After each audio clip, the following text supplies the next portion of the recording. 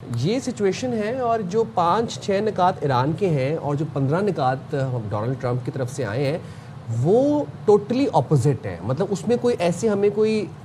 چیز نہیں مل رہی، سملیرٹیز نہیں ہے، کوئی کامن گراؤنڈ ہمیں نظر نہیں آ رہا. اور میں یہ جاننے میں بڑا انٹرسٹڈ ہوں کہ بھائی جو ایران کے 5 پوائنٹس ہیں ان میں سے کون سے قابل قبول ہے اور کون سی ریڈ لائن ہے امریکہ کے لیے. آئی تھنک آبنائے ہرمز کی جو خود مختاری ہے، آئی تھنک وہ ڈونلڈ ٹرمپ کو آبنائے ہرمز ڈونلڈ ٹرمپ کو ایک نئی مارکیٹ مجھے لگتا ہے وہ مل گئی ہے. انہوں نے کہا کہ میرا دھیان کہاں پر تھا، کبھی آبنائے ہرمز کی طرف میرا دھیان کیوں نہیں گیا، یہاں سے تو پوری دنیا کنٹرول کی جا سکتی ہے. تو وہ اب جو ہے نا وہ آبنائے ہرمز کو بھی ایک ایشو بنا رہے ہیں، یہاں پر فری میری ٹائم زون ہونا چاہیے. اور اب کبھی کہتے ہیں کہ امریکہ اور ایران مل کے کولیبریشن میں آبنائے ہرمز کو چلائیں گے. چلیں تو ذرا اس پر مزید بھی بات کر لیتے ہیں. مشرق وسطیٰ سے ریلیٹڈ جو امور ہے اس پر ماہر ہمارے ساتھ موجود ہے منصور جعفر صاحب. تھینک یو سو مچ منصور صاحب ہمیں جوائن کرنے کے لیے. یہ بتائیے گا، اس وقت ہم مذاکرات کے حوالے سے بات کر رہے تھے جس کی ابھی تک کہیں سے بھی تصدیق ایران کی جانب سے نہیں ہو رہی کہ کہیں کسی بھی طریقے سے اس میں کوئی پیش رفت ہوئی ہے. جو 5 پوائنٹس ہیں، آپ کو لگتا ہے کہ یہ تمام تر قابل قبول ہوں گے یا کچھ ایسے پوائنٹس ہیں جس کو امریکہ ریجیکٹ کر سکتا ہے؟ آپ کے خیال میں وہ کون سا پوائنٹ ہے؟ میں سمجھتا ہوں جی ایک پول اپارٹ مطالبات ہیں دونوں فریقوں کے، یعنی امریکہ اور اسرائیل جو 15 نکات پیش کر رہا ہے وہ ٹوٹلی اس کی کنٹراڈکشن میں ہے جو اس وقت ایران نے 5 نکات اپنے پیش کیے ہیں. یعنی یہ تو وہ بنیادی ایجنڈا ہے نا کہ جس کو اپنے مختلف گول پوسٹ بنا کے ایران پر جو حملہ کیا گیا کہ جی پہلے تو ان کے نیوکلیئر پروگرام، اگرچہ نیوکس کا اس میں ذکر نہیں ہے لیکن اس کے ساتھ ساتھ جو علاقائی ایجنڈا اس کا ایران کا ہے، اس حوالے سے تو ایران نے 2 ٹوک الفاظ میں کہا ہوا ہے کہ ہمارے جو علاقائی اتحادی ہیں، چاہے وہ حزب اللہ کی شکل میں ہے چاہے وہ حوثیوں کی شکل میں ہے، ان کے خلاف بھی جنگ بند کی جائے. کیونکہ وہ سمجھتے ہیں کہ اس وقت ایران کو اگر پنش کیا جا رہا ہے تو بنیادی طور پہ ایران کے وہ ایک لارجر ایجنڈا جو ہے، جو علاقائی جو حاکمیت کے حوالے سے ایجنڈا ہے، وہ بھی ایک نقطہ ہے کہ جس کے حوالے سے ایران کو پنش کیا جا رہا ہے. اسی طریقے سے دیگر جو مطالبات اس کے اندر موجود ہیں وہ امریکہ کے لیے تو یقیناً اس میں سے کوئی نقطہ بھی ایسا نہیں ہے جو قابل قبول نہیں ہے. لیکن بنیاد یہی ہے کہ جب ان چیزوں کو آپ نیگوسیشن، اب ایک اور ایشو یہ ہے کہ امریکہ کہنے کو تو بہت بڑا ایک جمہوری ملک اپنے آپ کو کہتے ہیں اور بڑا ڈپلومیسی کا چیمپئن قرار دیتے ہیں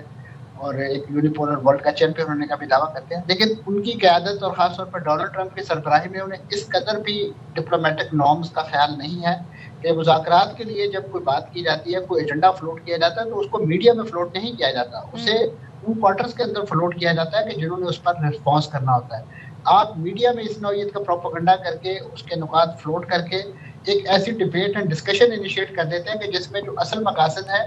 دونوں پارٹیز کے وہ دونوں کے دونوں کمپرومائز ہو جاتے ہیں. منصور صاحب کچھ لوگ یہ بھی تھیوری لے کر آ رہے ہیں کہ وہ مینیپولیٹ کر رہے ہیں مارکیٹ کو، کیونکہ جب وہ بیان دیتے ہیں ڈونلڈ ٹرمپ مذاکرات کی تو ایک دم سے ہم دیکھتے ہیں آئل پرائز ڈاؤن ہونا شروع ہو جاتے ہیں، اسٹاک مارکیٹ جو ہے وہ اوپر آنا شروع ہو جاتی ہے. تو یہ مینیپولیشن بھی جاری ہے. ایز بزنس مین وہ اپنا کام ادھر بھی دکھا رہے ہیں. آپ اس سے اتفاق کرتے ہیں اس تھیوری سے؟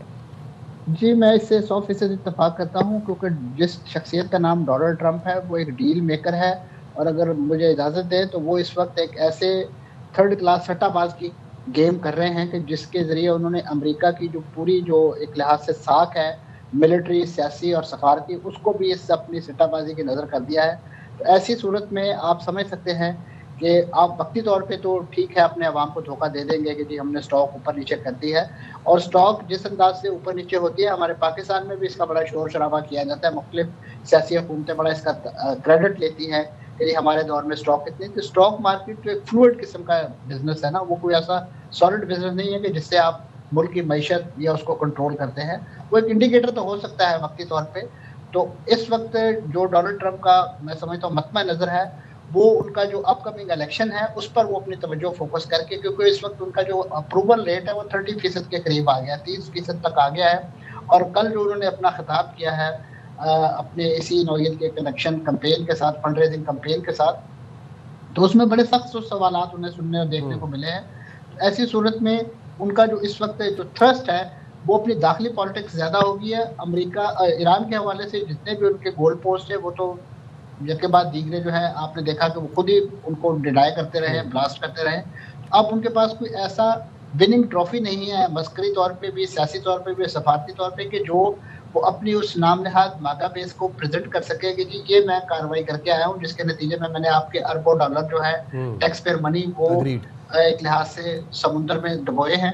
تو اب اس کی بنیاد پہ آپ مجھے مڈ ٹرم الیکشن جتوائیں, لیکن اس وقت ایک اور بات بتائیے گا کہ آپ سے قبل ابھی ہمارے ایرانی صحافی راشد نقوی صاحب موجود تھے, وہ یہ بتا رہے تھے کہ جس طریقے سے ایران گارنٹیز ڈیمانڈ کر رہا ہے تو جو گارنٹیئر ممالک ہوں گے ان کے لیے بڑا چیلنجنگ ہوگا, کیونکہ ان کو یہ بات یقینی بنانی پڑے گی کہ اگر امریکہ دوبارہ سے جارحیت کرتا ہے یا جنگ مسلط کرتا ہے ایران کے اوپر تو ان کو کوئی مربوط حکمت عملی اپنانی پڑے گی, آن گراؤنڈ کچھ پریکٹیکلی پھر امریکہ کے خلاف کچھ نہ کچھ کرنا پڑے گا. تو ان گارنٹیز کے لیے بڑی چیلنجنگ سچویشن ہوگی. ایسے میں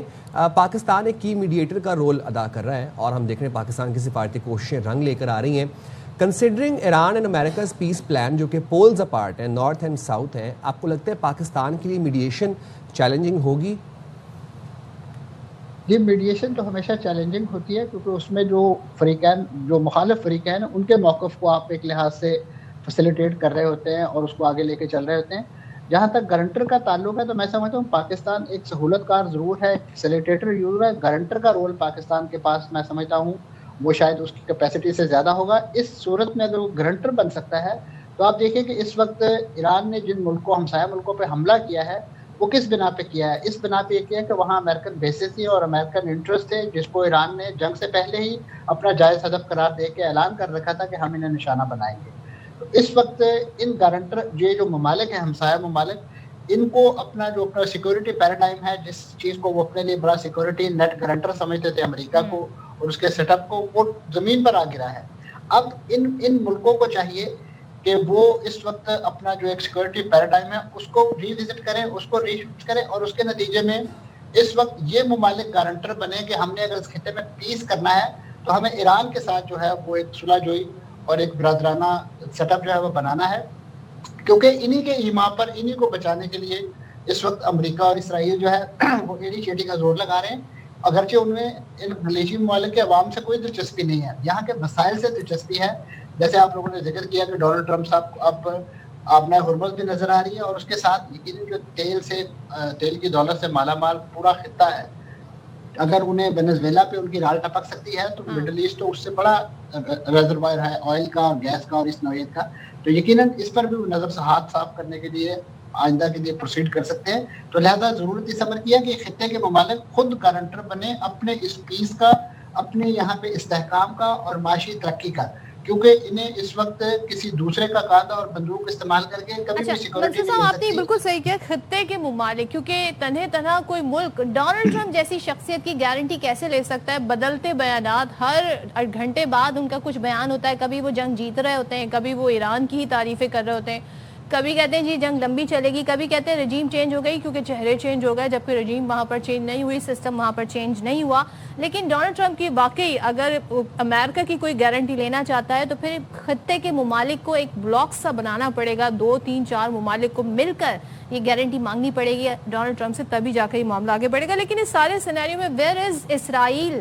نیتن یاہو کدھر ہیں؟ یہ بتائیں, اصل جنہوں نے جنگ کا کہتے ہیں نا بٹن پش کیا, ڈونلڈ ٹرمپ کو اس پر آگے لگایا, وہ خود کہاں غائب ہیں؟ اسرائیل کا اس وقت کیا اسٹیٹس ہے, کیا پوزیشن ہے ان کی؟ دیکھیں جی, اسرائیل کی جو سیکیورٹی ہے, جو سالمیت ہے, وہ تو اس وقت امریکہ کی ایک لحاظ سے وہ انٹیگرل ذمہ داری ہے, بنیادی ذمہ داری وہی سمجھتے ہیں. یہاں پہ جو بھی پیس ایکارڈ ہوتا ہے, چاہے وہ اوسلو ہو, اس سے پہلے کیمپ ڈیوڈ ہو, وائر ریور ہو, جتنے بھی ان سب میں ہمیشہ بنیاد یہ کی جاتی ہے کہ اسرائیل کی سالمیت کو یقینی بنانا ہے اس خطے کے اندر.